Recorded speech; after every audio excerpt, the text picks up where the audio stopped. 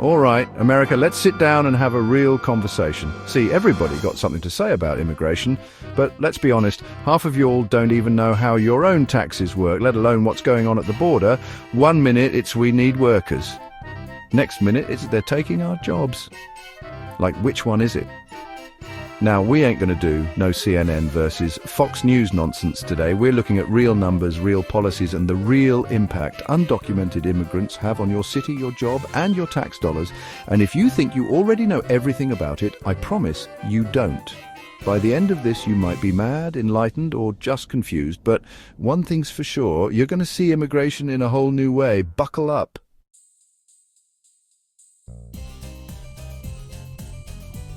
Before we get into it, take a wild guess. Which state do you think tops the list? Drop it in the comments, and if you're right, I'll pin one of you.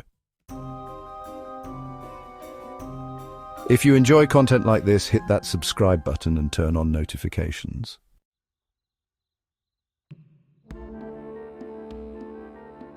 Now, before we get into it, let me remind y'all, I ain't just some random dude on the internet. I'm a US Army veteran. I've served, I've seen borders, and I know what it means to protect this country. This ain't about left or right.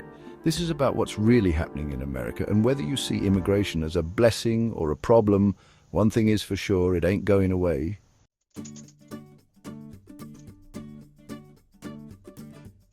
Before we get to the top 10, let's take a second to recognize some states that almost made the list but didn't quite crack the top rankings. Colorado, a growing immigrant workforce, especially in agriculture and tourism, but not as high as our top 10 states. Tennessee, surging construction jobs are pulling in more immigrant workers, but the overall numbers remain lower. Virginia, large immigrant populations in Northern Virginia, but state policies are less immigrant-friendly than others on this list. Nevada, hospitality and construction rely heavily on undocumented labor, but its total population doesn't quite match the top 10. Oregon, another agricultural hub, but its policies don't attract as many undocumented workers as neighboring states. Now let's get into the real heavyweights of undocumented immigration.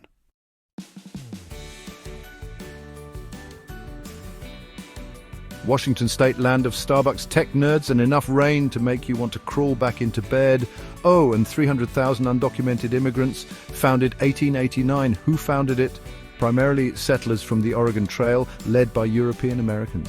Why? Washington is America's apple capital, and let's be honest, who's out here picking apples for 12 hours in the sun? Jeff Bezos, Bill Gates? Nah, that work is done by undocumented immigrants. The tech industry is booming, and immigrants take on the supporting jobs to keep the machine running. Washington's progressive policies make it a safer bet for immigrants looking to stay under the radar. When immigration became noticeable, late 1990s to early 2000s, when the demand for agricultural labor skyrocketed. Current immigration policy update. Washington passed the Keep Washington Working Act in 2019, basically telling ICE, don't call us, we won't call you. By 2025, they're still figuring out how to fund social services while balancing the needs of undocumented workers and tax-paying residents. Economic and political impact. Washington relies heavily on immigrant labor, but people are starting to ask how much is too much. Business owners love the labor, but taxpayers are wondering why rent is $4,000 for a studio apartment. Pros, beautiful scenery, high wages, and you'll never be more than 10 minutes from an organic farmer's market. Cons, rent will have you selling plasma just to afford groceries. Also, it rains. A lot. Weird? Law enacted in 1984. It's illegal to harass Bigfoot in Washington, which means Bigfoot got more legal protection than some people in this country. Think about that.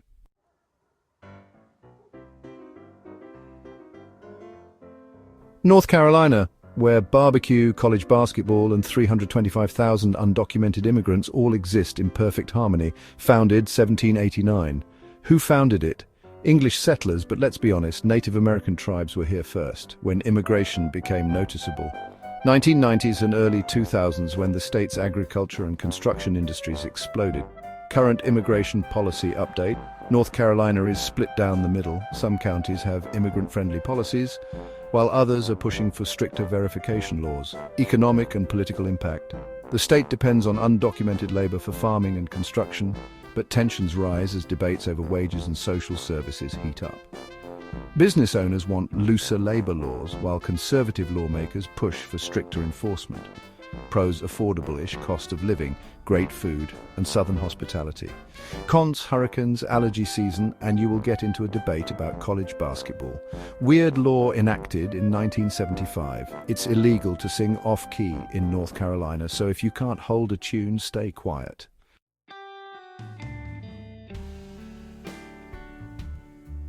Georgia, a home of peaches, rap legends, and 350,000 undocumented immigrants just trying to make a living while dodging that insane Atlanta traffic. Founded in 1788, Georgia was originally a British penal colony. Yep, Georgia was basically the Australia of America. When did immigration become noticeable? It was the early 2000s when construction and agriculture boomed across the state. Currently, Georgia lawmakers are pushing for tougher hiring laws, while major industries quietly lobby to keep immigrant labor flowing. It's a corporate versus politics tug-of-war, and in 2025, businesses are still winning. Economically and politically, agriculture and real estate depend on immigrant labor, but strict laws are making hiring tougher. The battle between economic necessity and political pressure is heating up.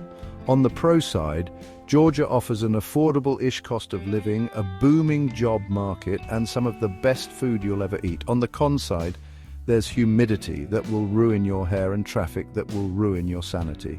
And here's a weird law for you. Enacted in 1961, it's illegal to tie a giraffe to a telephone pole in Georgia. This means at some point someone actually did this.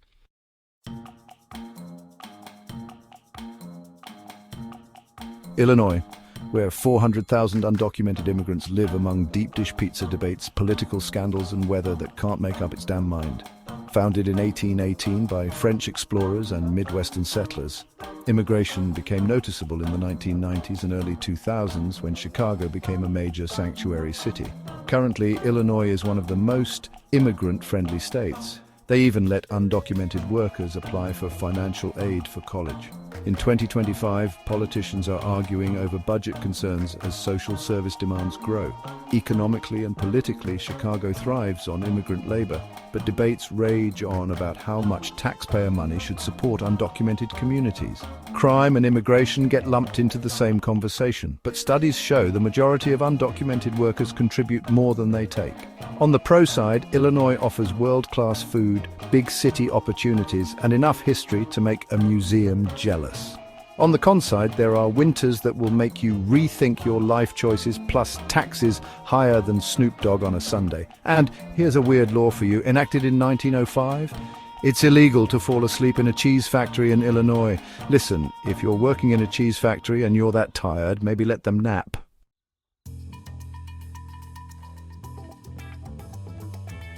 The New Jersey, the land of diners, fist pumps, and 450,000 undocumented immigrants who know their way around both construction sites and turnpike exits. Founded in 1787 by the Dutch and the English, but let's be real, New York overshadows it in every way possible. Immigration became noticeable in the early 2000s when New Jersey became a cheaper alternative for immigrants priced out of New York City. Currently, New Jersey has been expanding protections for undocumented workers, and in 2025, debates continue on whether to provide more labor rights to workers who are already holding up the state's economy. Economically and politically, construction, hospitality, and logistics depend on immigrant labor, but rising living costs are forcing workers to relocate to other states. New Jersey is a key battleground for debates on immigration-friendly policies versus economic strain. On the pro side, New Jersey is close to NYC, has a solid job market, and one of the best food scenes in America.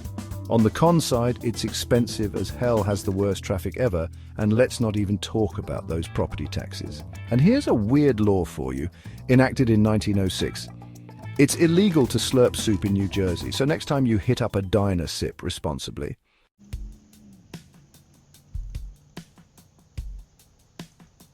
New York, the Empire State, home to Broadway Wall Street, and 600,000 undocumented immigrants hustling just as hard as everyone else. Founded in 1788, it was originally settled by the Dutch, then taken over by the English, and eventually became a melting pot for everyone on the planet. When did immigration become noticeable? Always. Literally since the first boat pulled up to Ellis Island, New York continues to be one of the most immigrant-friendly states with sanctuary city policies in place. But in 2025, rent and affordability are making life harder for everyone, including immigrants. The hospitality, retail and food service industries rely heavily on immigrant labor, but housing shortages are creating major tensions. The debate is shifting from border security to housing availability as the city struggles to accommodate more people.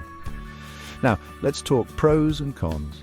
Pros: endless opportunities, world-class everything, and nobody cares what you do as long as you don't block the sidewalk. Cons: rent will leave you broke, the MTA is unreliable, and tourists walk way too damn slow. And here's a fun fact. There's a weird law enacted in 1901 that makes it illegal to wear slippers after 10 p.m. in New York, because apparently even your feet have a curfew.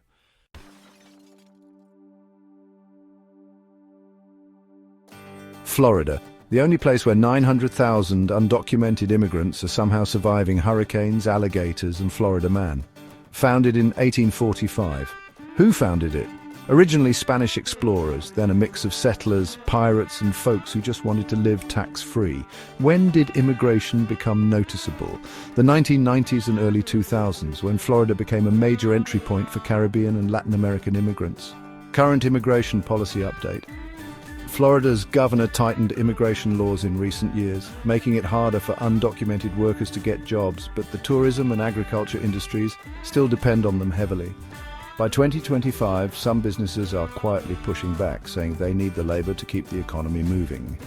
Economic and political impact. Hospitality, agriculture, and construction lean on undocumented labor, but the political climate is getting more hostile. Immigration debates in Florida are as fiery as the sunburns at Daytona Beach. Pros: beaches, no state income tax, and enough weirdness to make life interesting. Cons: hurricanes, gators in your backyard, and Florida man doing Florida man things. Weird law enacted in 1974. It's illegal to sell your children in Florida. Well, damn, Florida, thanks for clearing that up.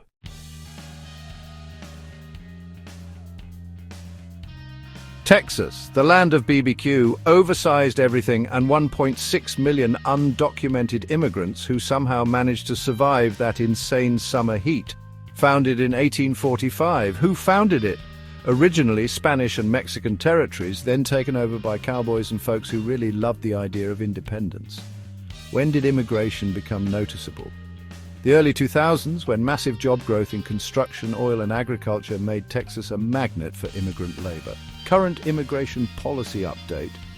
Texas is ground zero for border debates, and in 2025 the state is still throwing money at border security. Meanwhile, business owners are arguing they need more immigrant labor, not less. Economic and political impact. Texas has a love-hate relationship with undocumented workers. They need the labor but keep passing laws to make life harder for them. The political battle between border security and economic necessity is only getting messier. Pros: job opportunities, great food, and more space than you'll know what to do with. Cons is insane heat, traffic in Austin, and politics that will start family arguments. At Thanksgiving, weird law enacted in 1973. It's illegal to milk someone else's cow in Texas because apparently cow theft was a real problem.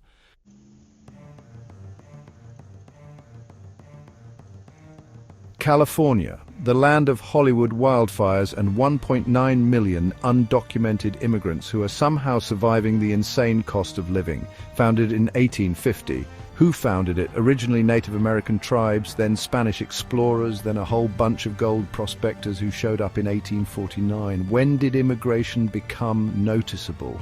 The late 1970s to early 1990s, when agriculture, tech and entertainment industries created a massive demand for labor.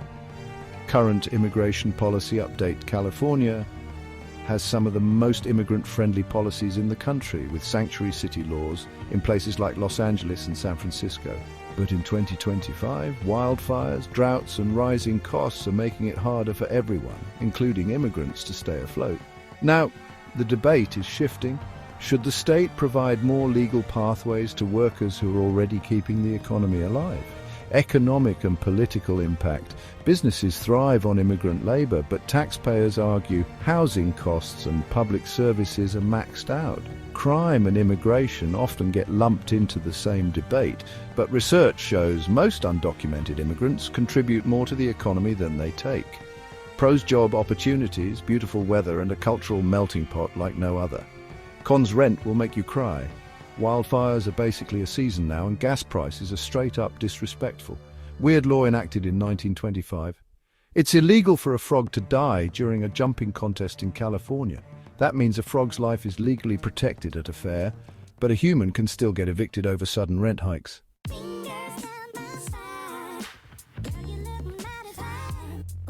So there you have it, the top 10 states with the most undocumented immigrants. Whether you see it as an economic backbone or a political flashpoint, there's no denying immigration is reshaping America. What do you think?